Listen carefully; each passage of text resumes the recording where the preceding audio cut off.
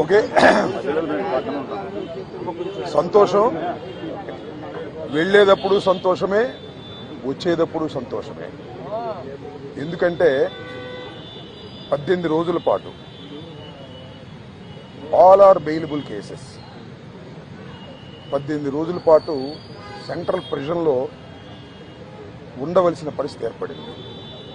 దీనికి కారణం ఈ ప్రభుత్వం, పోలీసులు కుమ్మక్కై చేసినటువంటి సంఘటనలు. నేను చాలా వివరంగా గుంటూరు వెళ్ళిన తర్వాత మళ్ళా మాట్లాడతాను. నేను అందరికీ ఈ సందర్భంగా నా ధన్యవాదాలు తెలియజేస్తున్నాను. నాకు ఎవరైతే సపోర్ట్ చేశారో ఈ సంఘటనలో, ఎవరైతే మద్దతు పలికారో వారందరికీ నా హృదయపూర్వక ధన్యవాదాలు. అలాగే కొంతమంది మద్దతు పలకలేదు, వారికి కూడా నా ధన్యవాదాలు. వారు ఏమన్నారంటే పెద్ద మాట అన్నారు, దానికి కూడా నేను గుంటూరు వెళ్ళిన సమాధానం చెప్తా. అదేమన్నారంటే అసహ్యంగా మాట్లాడితే దాడులు చేయరా అని. అసహ్యంగా మాట్లాడితే దాడులు చేయదలుచుకుంటే ఎంతమంది మీద చేయాలి? అసహ్యంగా మాట్లాడే వాళ్ళ మీద. అది ఒక అంశం. వాళ్ళకు కూడా నేను రేపు నా సమాధానాన్ని తప్పనిసరిగా చెప్తా. 18 రోజులు నన్ను జైల్లో పెడితే నేను భయపడతాననుకున్నారేమో. భయపడే ప్రశ్న ఈ అంబటి రాంబాబుకు ఉద్భవించదని మనవి చేస్తున్నా. ఎందుకంటే ఈ చంద్రబాబు నాయుడు గారి ప్రభుత్వం వచ్చినప్పుడే జైల్లో ఉండటానికి సిద్ధపడ్డానని కూడా ఈ సందర్భంగా మనవి చేస్తున్నా.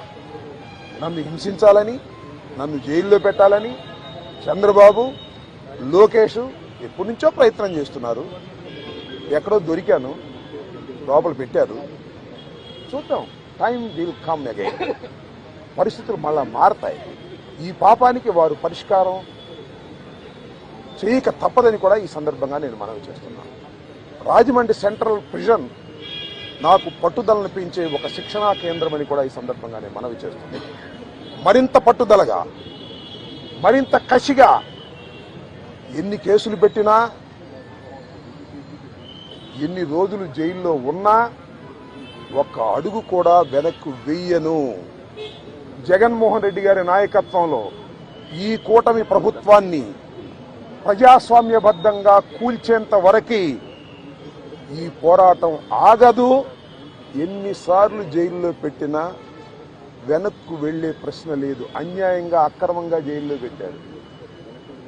నా ఇల్లు దహనం చేయడానికి ప్రయత్నం చేశారు, నా కార్లు బగలగొట్టారు, నా ఆఫీస్ బగలగొట్టారు, నా పెళ్ళాం బిడ్డల్ని తరిమి కొట్టారు, నన్ను చంపడానికి ప్రయత్నం చేశారు, తీసుకొచ్చి